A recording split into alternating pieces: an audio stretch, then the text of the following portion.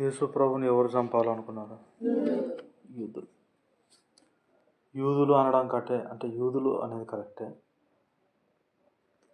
కానీ ఇక్కడ చూడు ఒక మాట ఉంది. ఏమా మాట అంటే 16వ వచనం, ఈ కార్యములను విశ్రాంతి దినమున చేసినందున యూదులు యేసును హింసించిరి. అంటే యేసు ప్రభువు అన్ని విశ్రాంతి దినమందు స్వస్థపరిచాడు. విశ్రాంతి దినమందు స్వస్థపరిచినాడని యూదులు ఏం చేశారు? యేసు ప్రభుని హింసించినారు, చంపాలనుకున్నారు. అంటే ఆ యూదులు ఎవరో తెలుసా? ధర్మశాస్త్రోపదేశకులు. ఎవరు? ఉపదేశం ఏంది? బోధకుల ఉపదేశం ఏంది? ధర్మశాస్త్రోపదేశకుల బోధ, వాళ్ళ ఉపదేశం ఏంటిదంటే నీతి చేస్తే నీతిమంతులం అవుతాం, ఆజ్ఞలు పాటిస్తే నీతిమంతులం అవుతాం. ధర్మశాస్త్ర బోధ ఏంటిది? నీతి చేస్తే నీతిమంతులం అవుతాం. కృప బోధ ఏంటిది? యేసు ప్రభువును అంగీకరిస్తే నీతిమంతులం. ఇప్పుడు ధర్మశాస్త్ర బోధ వినడానికి మంచిగా ఉంటుంది, చెడ్డ ఉంటుంది? మంచిగా ఉంటుంది. నరహత్య చేయొద్దు అంటారు వీళ్ళే, కానీ యేసు ప్రభువుని ఏం చేయాలనుకుంటున్నారు? చంపాలనుకుంటున్నారు. చూసినావా? వాళ్ళు చెప్పేది ఒకటి, చేసేది ఒకటి. అందుకే యేసు ప్రభు అన్నాడు, మీరు చెప్పుదురే కానీ చెయ్యరు అన్నాడు. ఏమన్నాడు? ఎందుకు చేయలేరు అంటే మానవుడు బలహీనుడు. ఆదాములో నుంచి వచ్చినాడు. ఆదాములో నుంచి వచ్చినందుకు పాపంలో ఉన్నాడు. మనసు అంధకారమైంది. శరీరంలో పాప నియమం ఉంది. ఇది మానవుని పరిస్థితి. శరీరంలో పాప నియమం పెట్టుకున్నప్పుడు పాపమునకున్న బలం ఏంటిది? అందుకే ఏదైతే చేయాలనుకుంటాడో దాన్ని చేయలేడు. అందుకే రోమాపత్రిక 8వ అధ్యాయంలో బాగా వినాలి, అర్థం చేసుకోవాలి. ఇవి మీ మనస్సులో, అంటే ఈ సారం తాగాలి మీరు. రోమాపత్రిక 8వ అధ్యాయంలో ఏముంటుందంటే, ధర్మశాస్త్రము దేనిని చేయజాలకపోయానో దాన్ని దేవుడు చేశాడు. అంటే ఇక్కడ ధర్మశాస్త్రం వేరు, దేవుడు వేరు అని వివరిస్తున్నాడా లేదా? ధర్మశాస్త్రం వేరు, అందుకే రోమా 3లో ఏముంటుంది? 20లో ధర్మశాస్త్రమునకు వేరుగా దేవుని నీతి బయలుపడుతుంది. దేనికి వేరుగా? అంటే దేవుడు దేవుని నీతిని ధర్మశాస్త్రంతో సంబంధం లేకుండా, నీ మంచితనంతో సంబంధం లేకుండా, అందుకే రోమా 4లో క్రియలు లేకుండా, చెప్పండి చదివితే కదా, క్రియలు లేకుండా దేవుడు ఎవరిని నీతిమంతుడిగా ఎంచునో ఆ మనుషుడు ధన్యుడని. క్రియలు లేకుండా ధర్మశాస్త్రమునకు వేరుగా దేవుడు నీతిమంతులుగా చేస్తున్నాడు. అందుకే ధర్మశాస్త్రం అది చేయగలిగితే ఇక దేవుడు ఇంకొక సువార్త అవసరం లేదు. సువార్త అంటే యేసుప్రభు మరణమే కదా. ఆయన మరణించినందుకు మనం ఏమైనా నీతిమంతులమే. కాబట్టి ధర్మశాస్త్రం చేయగలిగితే నీ పాపములను క్షమించాలి. అందుకే పాప పరిహారం నిమిత్తం. దేనికి పరిహారం? పరిహారం కోరుతుంది పాపం, వదలదు. కానీ ఆ పరిహారం ఎవరు అనుభవించినారు? అందుకే పాప పరిహారం చేయడానికి దేవుడు తన సొంత కుమారుని, అద్వితీయ కుమారుడు అంట. అద్వితీయ కుమారుడు అంటే దేవుడు అద్వితీయుడే, ఆయన కుమారుడు కూడా అద్వితీయుడు. అంటే అర్థం మళ్ళీ అడుగుతాను. అద్వితీయుడు అంటే వన్ అండ్ ఓన్లీ, అంటే ఆయన ఒక్కడే అని. దేవునికి కుమారుడు ఎంతమంది? ఒక్కడే. ఆ కుమారుని ద్వారా మనమందరం కుమారులమైన దేవునికి. ఈ కుమారునికి వేరుగా ఏ మానవుడు దేవునికి కుమారుడు కాలేడు. అందుకే అద్వితీయ కుమారుడు ఆయన యేసుప్రభు. అద్వితీయుడు అంటే ఇంకొకడు లేడు అని. దేవుడు అద్వితీయుడు అంటే ఇంకొకడు లేడు. అద్వితీయుడు అంటే ఇది అర్థమవుతుంది. కాబట్టి యేసుక్రీస్తు ఎవరంటే దేవుని అద్వితీయ కుమారుడు. అందుకే ఇప్పుడు అద్వితీయ కుమారుని దేవుడు ఈ లోకానికి అనుగ్రహించినాడు. ఎలాగంటే పాప శరీరాకారంతో వచ్చినాడు. ఆయన ఎటు వచ్చినాడు?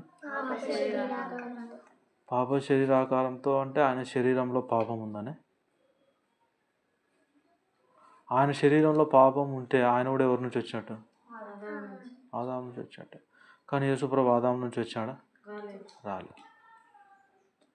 అయితే పాప శరీరాకారంతో అంటే అలా చూడడానికి అంటే మనమందరం మనకందరికి ఏముందంటే పాప శరీరం ఉంది. చూడడానికి కూడా యేసుప్రభు ఎటు వచ్చినాడు? నువ్వు నేను ఎట్నో అట్నే వచ్చినాడు. రక్తమాంసాల్లో పాలువాడైనాడు. పాప శరీరాకారంతో వచ్చి ఆయన శరీరం అందు మన పాపములకు శిక్ష విధించినాడు. అందుకే పాప క్షమాపణ, నీతిమంతులము, ధర్మశాస్త్రానికి వేరుగా యేసు ప్రభువును అంగీకరించడం ద్వారా అవుతున్నాం. మీరందరూ ఒక విషయం అర్థం చేసుకోవాలి. చాలామంది ఏమనుకుంటున్నారంటే నేను తప్పు చేసిన మళ్ళీ క్షమాపణ అడిగితే అంటే ధర్మశాస్త్రం దగ్గర కృపను కాసేపు పక్క అంటే కృపను తర్వాత ఆలోచన చేద్దాం. ధర్మశాస్త్రం బట్టి మానవుడు జీవిస్తున్నప్పుడు ఏదైనా పొరపాటు చేసే అవకాశం ఉందా? లేదు. అవకాశం ఉంది కాదు, చేసేదే పొరపాట్లు. ఏదైతే చేయాలనుకుంటాడో దాన్ని చేయలేడు. కాబట్టి పాపానికి ఉన్న బలం ధర్మశాస్త్రమే. అపరాధం విస్తరించినట్టు ధర్మశాస్త్రం ప్రవేశించింది. రోమా 5:20. రోమా అదే 7వ అధ్యాయం 5:6 ఏమంటాడు? ధర్మశాస్త్రం ద్వారా పాపేచ్ఛలు వస్తున్నాయి, ధర్మశాస్త్రం లేకపోతే అతిక్రమం లేదు. ఇవాళ అంటే ధర్మశాస్త్రం కింద ఉన్నవాడు ఎక్కువ చేసేది ఏంటివి? పాపాలు. అయితే పాపాలు చేసి వాడు ఏమంటాడు అంటే నన్ను క్షమించు అంటాడు. మళ్ళా ధర్మశాస్త్రం నన్ను క్షమించు అంటే దేవుని దగ్గర ధర్మశాస్త్రం బట్టి దేవుని దగ్గరకు వచ్చి నన్ను క్షమించు అంటాడు. కృప దగ్గరికి రాడు వాడు. ధర్మశాస్త్రం బట్టి క్షమించు అంటే ధర్మశాస్త్రం అంటే ఒక చట్టం. ధర్మశాస్త్రం అంటే ఏంది? చట్టం. ఇప్పుడు కోర్టులు ఉన్నాయి కదా, కోర్టుకు చట్టాలు వేసినాయి. ఆ చట్టం ప్రకారం కోర్టు తీర్పు తీర్చాలి. రాజ్యాంగం ప్రకారం కోర్టు తీర్పు తీర్చాలి. ధర్మశాస్త్రం అనేది దేవుని చట్టం. ఇప్పుడు చట్ట ప్రకారం నువ్వు తప్పు చేసినావు. ఇప్పుడు లోకంలో ఎవడన్నా ఒక నరహత్య చేసినప్పుడు పోలీసులు వాడిని పట్టుకున్నారు. నేరం రుజువైంది, నరహత్య చేసినాడని. పోలీసులు కోర్టుకు తీసుకుపోతే కోర్టులో నేరం రుజువైంది. నానిగాడు ఒక మనిషిని చంపినాడు. రుజువైన తర్వాత వారిని ఇంకా రుజువైంది అని చెప్పి వీడేం చేసినాడు? జడ్జి గారు నన్ను క్షమించండి, నేను తప్పు చేసిన, నాకు శిక్ష వేయొద్దు అంటున్నాడు. నేరం చేస్తే చట్టం ఏం చెప్తుంటే ఉరిశిక్ష వేయాలి. ఇప్పుడు వీడేమంటాడు? నన్ను క్షమించు అంటాడు. క్షమించంటే జడ్జి వదిలేస్తాడా? అస్సలు లేడు. ఎందుకంటే చట్టం దేవుని ధర్మశాస్త్రం బట్టి తప్పు చేసి మళ్ళీ ఆ తప్పు క్షమించాలా అన్ను దేవుని దగ్గరకు వస్తే దేవుని చట్ట ప్రకారం అంటే ధర్మశాస్త్రం బట్టి పాపములకు క్షమాపణ ధర్మశాస్త్రం దగ్గర లేదు. ఖచ్చితంగా పాపం చేస్తే దానికి శిక్ష పడాల్సిందే. ఇది చట్టం. కాబట్టి ధర్మశాస్త్రమును బట్టి ఏ ఒక్కని పాపములో క్షమాపణ పొందడానికి అర్హతనే లేదు.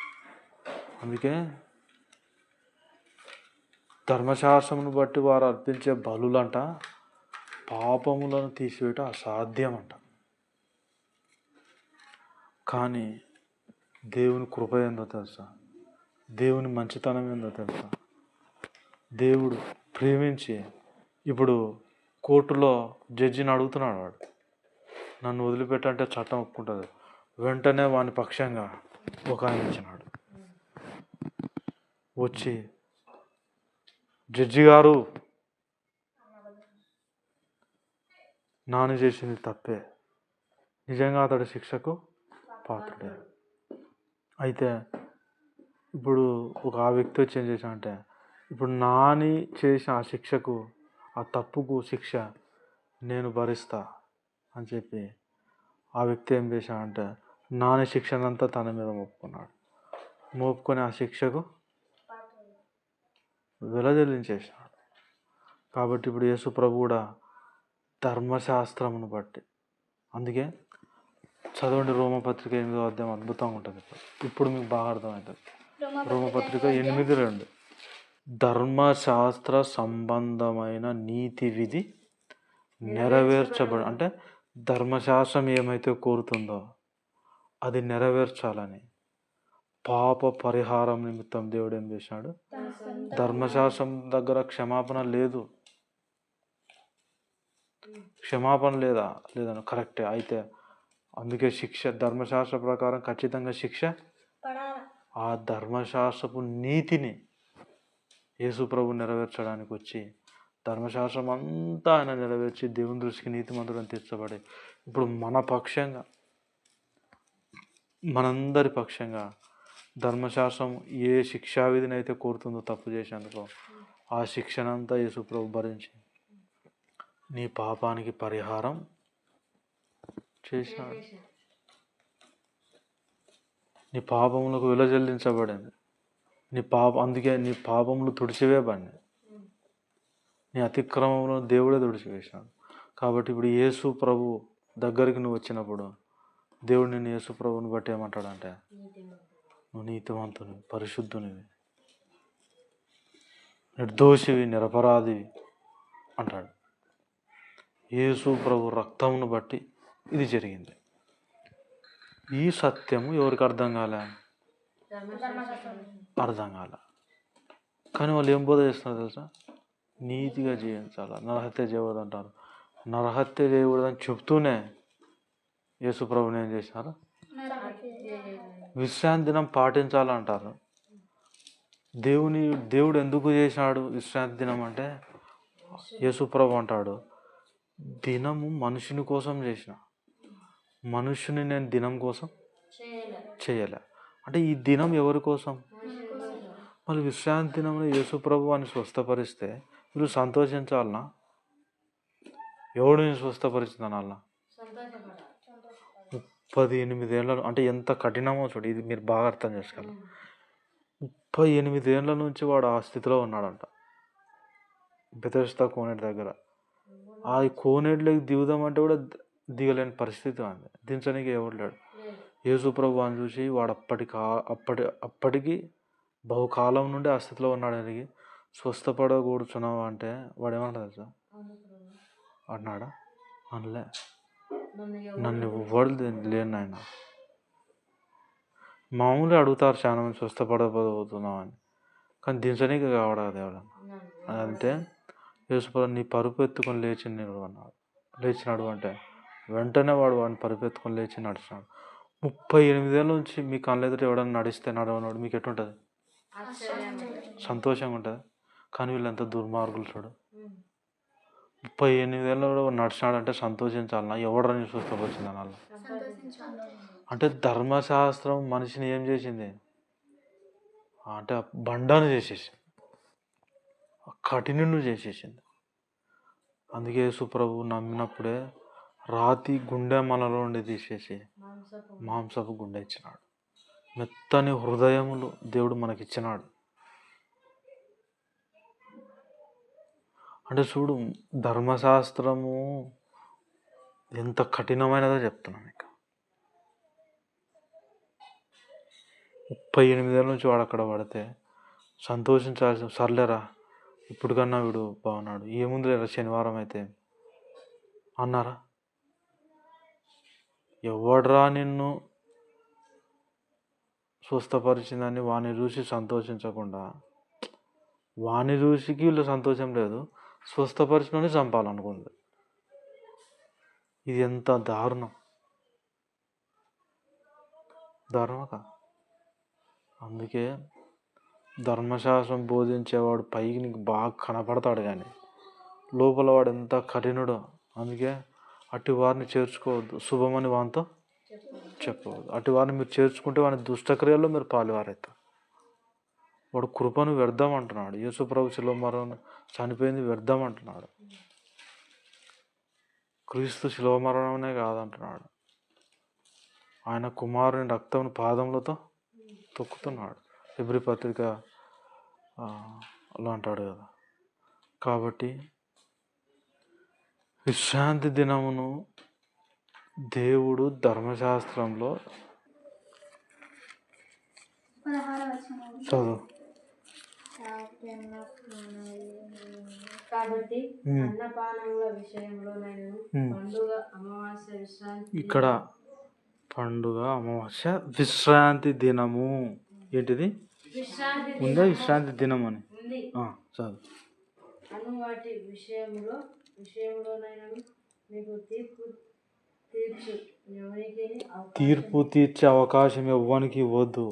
ఒకడు అంటాడు అన్నపానాలు ఇవి తినాలా ఇవి తినకూడదు అంటే అప్పుడట్టయితే నువ్వు నీతిమంతుడు. ఇంకొకడు అంటాడు పండుగలు విశ్రాంతి దినం పాటిస్తేనే నీతిమంతుడు అంటాడు. అందుకే తీర్పు తీర్చే అవకాశం ఎవరికి ఏం చెప్పాలి? మీరు విశ్రాంతి దినం పాటిస్తేనే నీతిమంతుడు అని మీరు ఎవరైనా మీ దగ్గరకు వస్తే మీరు చెప్పాల్సింది ఏంది? విశ్రాంతి దినమును బట్టి కాదు మనం నీతిమంతులు అయ్యేది, క్రీస్తుని బట్టి. అందుకే అది తీర్పు తీర్చే ఎవరికి అవకాశం ఇవ్వకుడి. చూడురా అవకాశం ఇవ్వకుడి. తర్వాత చదువురా. అవకాశం లేకుడి. రాబో వాటి ఛాయయే గాని నిజ స్వరూపము క్రీస్తులో ఉన్నది. ఇది ఛాయయే గాని నిజస్వరూపం అంటే విశ్రాంతి దినం ఎవరికి? క్రీస్తుకు ఛాయ విశ్రాంతి దినం. నిజస్వరూపం క్రీస్తు. అంటే విశ్రాంతి అనేది దినానికి సంబంధించి కాదు, విశ్రాంతి అనేది క్రీస్తులో ఉంది. అందుకే ప్రయాసపడి భారం మోసుకొనుచున్న నా యుద్ధకు రండి, నేను మీకు విశ్రాంతిని ఇస్తాను. కాబట్టి విశ్రాంతి దినములో లేదు, విశ్రాంతి మానవునికి క్రీస్తులో ఉంది. ఎందుకంటే వాని పాపములకు విల చెల్లించింది క్రీస్తు, దేవునితో సమాధానపరిచేది క్రీస్తే. ఇప్పుడు క్రీస్తు అర్థమవుతుంటే వాడు రక్షించబడిన తర్వాత అన్ని విషయాలు విశ్రాంతితో ఉంటాడు. విశ్రాంతి దినం పాటించే వాళ్ళకి విశ్రాంతి ఉంది లేదు. అందుకే దినము నేను నీకోసం చేశారా, నువ్వేమనుకుంటున్నావు? నేనేమో దినం కోసం ఉన్నాను కాదు. మనం దినముల కంటే పైన ఉన్నాం. దినాలు మన కాళ్ళ కింద ఉన్నాయి. హల్లెలూయా. మనం ఎక్కడ కూర్చున్నాం? యేసుప్రభుని నమ్మినప్పుడు క్రీస్తుతో కూడా దేవుని కుడిపార్శ్వమందు కూర్చుండబెట్టబడతారు. పెట్టబడిరి. ఆల్రెడీ యేసుప్రభుని నమ్మినప్పుడే నీ స్థితిని దేవుని దగ్గర పెట్టినాడు దేవుడు. దేవుని కంటే పైవాడు ఎవడు ఉన్నాడా? కాబట్టి ఇప్పుడు నీకంటే పైవాడు కూడా ఎవడు? అందుకే వాని పాదముల కింద సమస్తం ఉంచితి, హెబ్రీ పత్రిక 2లో అంటాడు. కాబట్టి ఇక్కడున్న మనం అందరం జ్ఞాపకం చేసుకోవాల్సింది ఏంటంటే మనము నీతిమంతులమైన యేసుప్రభు ద్వారా. నీతిమంతులమైన మనకు అన్ని విషయాలు విశ్రాంతి యేసుప్రభులోనే, క్రీస్తులోనే. అందుకే ఇప్పుడు చెప్పు, క్రీస్తే మన విశ్రాంతి.